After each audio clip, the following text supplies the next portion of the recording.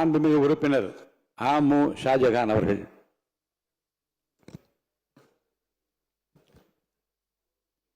மாண்புமிகு பேரவை தலைவர் அவர்களுக்கும், மாண்புமிகு முதலமைச்சர் அவர்களுக்கும், மாண்புமிகு எதிர்க்கட்சி தலைவர் அவர்களுக்கும், சட்டமன்ற உறுப்பினர்களுக்கும் என்னுடைய நெஞ்சார்ந்த வாழ்த்துக்களை நான் தெரிவித்துக் கொள்கிறேன்.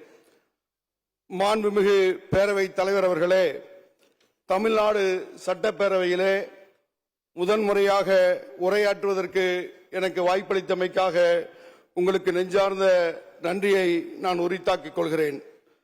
நான் இந்த சட்டப்பேரவையின் உறுப்பினராக அமர்வதற்கு அருள் புரிந்த எல்லாம் வல்ல இறைவனுக்கும், பாபநாசம் சட்டமன்ற தொகுதி வாக்காளர் பெருமக்களுக்கும், என்னை வேட்பாளராக அறிவித்த இந்திய யூனியன் முஸ்லிம் லீக்கினுடைய தேசிய தலைவர் தகைசால் தமிழர் பேராசிரியர் KM காதர் மொய்தீன் அவர்களுக்கும், மதச்சார்பற்ற முற்போக்கு கூட்டணியுடைய தலைவர் தளபதி MK ஸ்டாலின் அவர்களுக்கும், மாண்புமிகு எதிர்க்கட்சி தலைவர் உதயநிதி ஸ்டாலின் அவர்கள் உள்ளிட்ட தலைவர்களுக்கும் தொண்டர்களுக்கும் என்னுடைய நெஞ்சார்ந்த நன்றியை முதலில் நான் உரித்தாக்கிக் கொள்கிறேன்.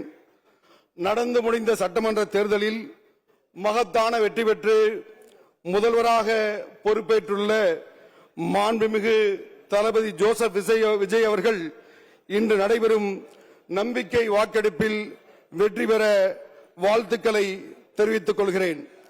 மாண்புமிகு முதலமைச்சர் அவர்களுக்கு எனது சார்பிலும், நான் சார்ந்துள்ள இந்திய யூனியன் முஸ்லிம் லீக்கின் சார்பிலும் ஆதரவையும் வாழ்த்துக்களையும் பாராட்டையும் தெரிவித்துக் கொள்வதிலே பெருமிதம் அடைகிறேன்.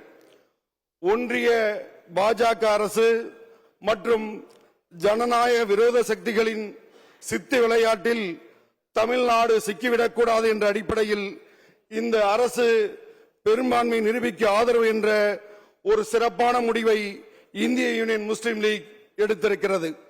அருள்மறை திருக்குரான் சொல்வது போலவே ஆட்சிகளுக்கெல்லாம் அதிபதியான இறைவன் தான் நாடியவர்களுக்கு ஆட்சியை கொடுக்கிறான், தான் நாடியவர்களை கண்ணியப்படுத்துகிறான், அனைத்தின் மீதும் பேராற்றவுடையவன் என அவன் குறிப்பிடுகிறான். அதன்படி மாண்புமிகு ஜோசப் விஜய் அவர்கள் தலைமையில் இன்று தமிழக வெற்றிக் கழகத்தின் ஆட்சி அமைந்துள்ளது. அது மக்கள் போற்றும் நல்லாட்சியாக அமையும் என்ற நம்பிக்கை ஏற்பட்டுள்ளது. மக்களின் மௌன புரட்சி இப்படி ஒரு மாற்றத்தை ஏற்படுத்தும் என்பது வரலாற்றிற்கு ஒரு ஆச்சரியமான செய்திதான். ஆகவே இந்த ஆட்சிக்கு பொறுப்பேற்றுள்ள மாண்புமிகு முதலமைச்சர் அவர்கள் வரலாற்று சாதனை படைப்பார் என்ற நம்பிக்கையும் எதிர்பார்ப்பும் அனைவரிடத்திலும் ஏற்பட்டுள்ளது. வழிபாட்டு தலங்கள், கல்விக்கூடங்கள், மக்கள் நிறைந்து வாழும் இடங்கள் அருகில் உள்ள மதுபான கடைகளை அப்புறப்படுத்தப்படும் என்ற இந்த அரசின் அறிவிப்புக்கு இந்த ஆட்சி நல்ல தொடக்கத்தின் அடையாளம் என்று பாராட்டுகிறேன். மக்கள் மதுவிலக்கு என்ற பெரும்பான்மை மக்களின் கனவையும் எங்களினுடைய நீண்ட நாள் கோரிக்கையை நனவாக்குவதற்கு இது ஆரம்ப அறிகுறியாக இருக்கட்டும் என்று என் அவாவை வெளிப்படுத்துகிறேன்.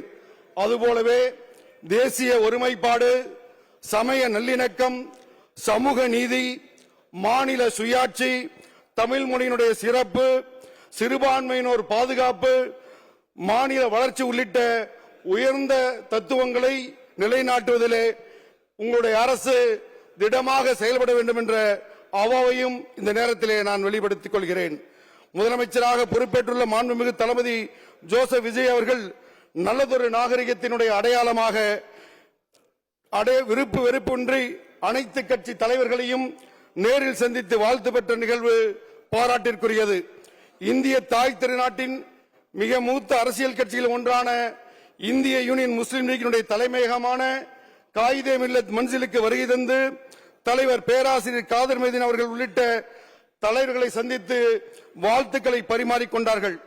அப்போது வாழ்த்தி பேசிய பேராசிரியர் காதர் மொய்தீன் அவர்கள் முந்தைய திராவிட மாடல் ஆட்சி செயல்படுத்திய மக்கள் நலத்திட்டங்கள் நிறுத்தப்படாமல் தொடர வேண்டும் என்ற வேண்டுகோளை தங்களிடம் விடுத்தார்கள்.